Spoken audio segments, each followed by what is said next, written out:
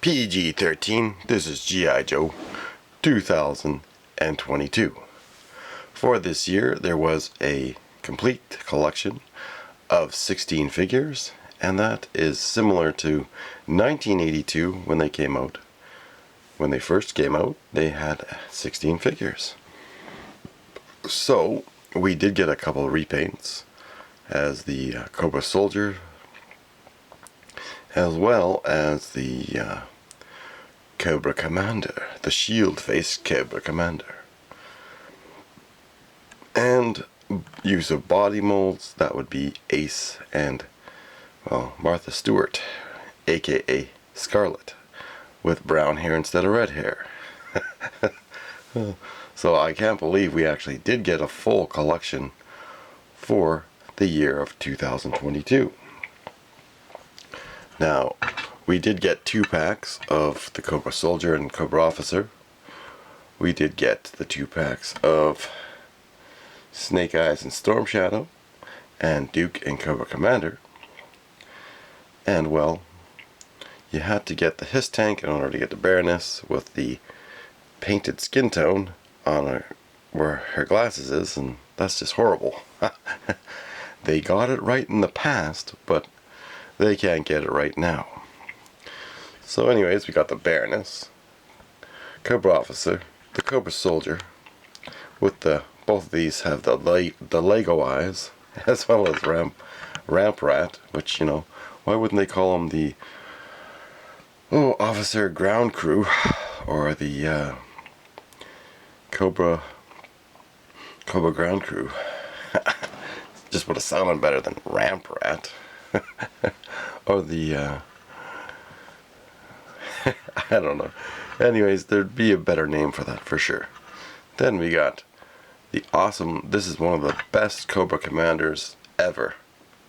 I mean, just the paint detail on this one, I love it. This one is nice, but the weapons in the 2 packs were way oversized, so you can see this thickness of the handles. You know, that's one thing that they're just not intelligent enough to really do, is like take a vintage weapon, which we did. We got a vintage weapon in his hand here. Oh no, that's not it. Over here we got a vintage weapon. We'll get to that. Then we got Failsafe, who came with the Sky Striker with Ace. And we also got Stalker with Bumblebee, the Awe Striker. Yes, Megatron was the H.I.S. tank. But then we got Ace. So now we got Ripcord. Ripcord, you know, like they should have used the same kind of plastic as they did with the vintage, because these helmets just keep falling off. Oh. And here is the crappiest head sculpt of Scarlet ever. You know, they could have like made a custom where the ponytail is infused in the back of the head and give her red hair and a nice face sculpt to match the cartoon.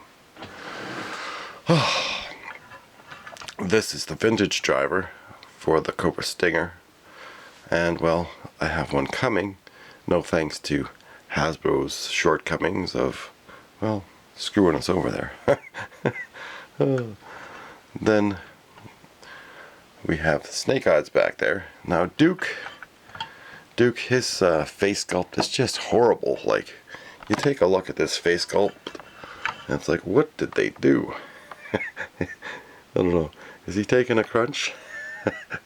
He's like, "Arr!" He's like that other Stalker figure that I got. Oh, they just got the weirdest head sculpts. And this helmet is like a green.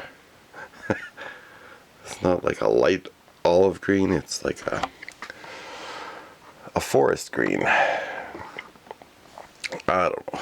I don't think they really knew what they were doing here. Another real bad thing is the smaller peg in the back. There is no stamp or writing on here, so that's good. You know, the cosmetics, like you look at these ones, they got this ugly stamp on the back of the leg, so they fixed that for the other ones. But like, why would they do that in the first place? Anyways, like, Another thing is, and I told you before, you could type in free shipping and you could find Scarlett's crossbow if you want a black one, because the quality control was not there. No handle, her hair is not red, and like you look at the Cobra Officer, these leg joints here, the thighs are made wrong because there's no spacing. You take the vintage, as well as the thinning out of plastic on the new Cobra Officer. So you can see there's the leg space there for the vintage, but there's none. And they carried that same mold through the Stinger driver. So when I do get it, I will be reviewing it. So they did have 4 vehicles for that year, which is kind of nice, because the first year when it came out, I think they only had 3 vehicles for the line. So we got a full line of O-ring figures, which was pretty awesome, But the whole problem with Hasbro is the greed that's going on right now.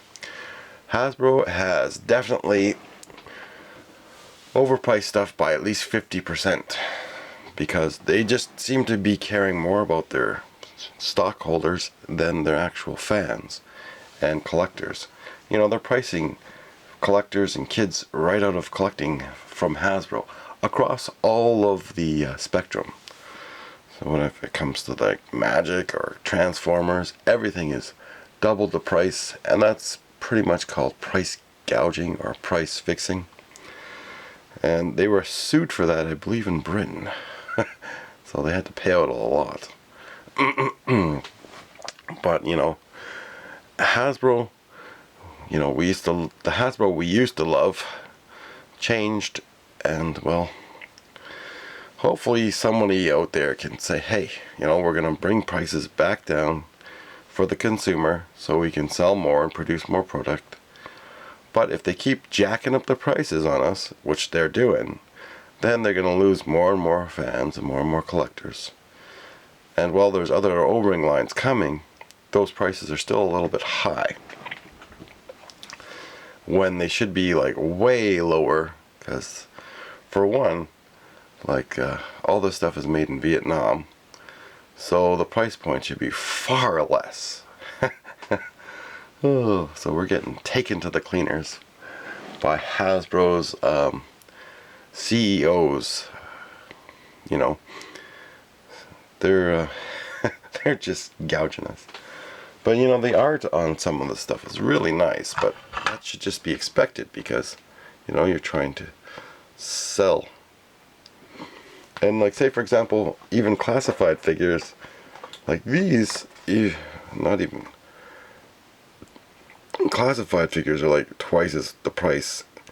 And then you got these, well, the Super 7s, like those are double priced. Those should be only like 10 to $5 in between there. So 3 times the price of what they should be. But anyway, so if everything's around, should be around $10. But the whole point is that Hasbro does to the classified people as well. You get the same figures, they start pricing them all differently. Some are more, some are less, and that really just gouges the fans. So I mean, we got some awesome stuff, but we also got some huge quality control issues. Since we're paying so much for these figures, Hasbro didn't really address anything. I mean, they're not sorry to their fans. When they sent me extra figures to try to rectify it, they just sent me ones with worse problems. And I was like, what? Oh. But if it wasn't for Hasbro, we wouldn't have a whole other collection of O-ring figures for this year. I don't know how well that'll come in, but you can see the eyes on these are just not as good. It's just like Lego eyes, come on. Oh. And like the joints on some of these, because of the O-ring, is not as good, so you might be able to take them apart and replace the O-ring. But I mean, I love my G.I. Joe. I wish we would have got a better Ace. And now, like, I watch Articulated Chad and a bunch of other people, but when they talk about the Cobra Missile Command Center, the cardboard one, that's pretty disappointing and pathetic that they would want a cardboard playset. You know, if it was a HASLab and they built a cool Cobra Missile Command Center out of plastic as a HASLab and made it huge, you know, that would be friggin' awesome. There you go. That would be a HASLab that people would love to get. And it would be the first Cobra base, because the first base was made out of cardboard. Well, cardboard is crap because, you know, you get it wet, or you have a flood or something, it gets wet, it's done. You know, you try to put it together, tab rips, it's done. So I am not a fan of cardboard, and I know people do cardboard builds of stuff which look awesome, but I just friggin' hate cardboard, period. You know, cardboard should not be a playset. That's like going back. That's like saying, hey, we're super cheap, we don't care, we're gonna gouge you for whatever we can get. You know, I hate cardboard, period. You gotta make a playset, you make it out of plastic. So if Hasbro is listening or watching, you know, why this helmet should have been made the same plastic as the vintage stuff, because, you know, that's not this, I don't know, some of this kind of material molds, so you get spots on it and stuff, and it's not as good if it's soft. It's got to be the hard plastic that we know, and, you know, like, the hard plastic lasts. It's, I don't know, I might be nitpicking a little bit, but at the same time as well, when we're talking about the weapons, like, they don't do quality control. They don't check and say, oh, let's test out this mold and see the thickness of the handle. And what do we get here? We get super thick, so that's bad for the hands right off the bat. Whereas the vintage is thin, you know, thinner handle, nicely made. Where this is thicker, it's not as good. So most of the weapons you get with your new figures really don't fit the hands. They're not as good for the figures, so you got to be careful you don't end up snapping your figure's hands right off or stretching them right off the bat. Whereas the vintage weapons were made better, and they obviously cared in the past, but then you get oversized weapons later on in the line, so clearly someone does not do what they're supposed to do. Like, they're supposed to test out the handles. This gun actually fits the Baroness from Cobra Commander, so that one might be okay, but, like, you know, you have to shave down the handles in order to make some of these weapons fit, because the handles are just too thick. Nobody's doing the quality control. Nobody cares. They don't really check this stuff. They just make a thing and say, hey, let's use this. Like, you can tell Duke's weapon is super oversized. I mean, look at it. This is like a $20 figure American, and the hands are not even, like, made nice. It's all like, oh, just crappy. But they got some cool artwork. But, you know, we're here to collect figures, and if we wanted to collect art, then we'd be buying art. Anyways, thanks for watching, and we will do some comparisons in the future of all these figures.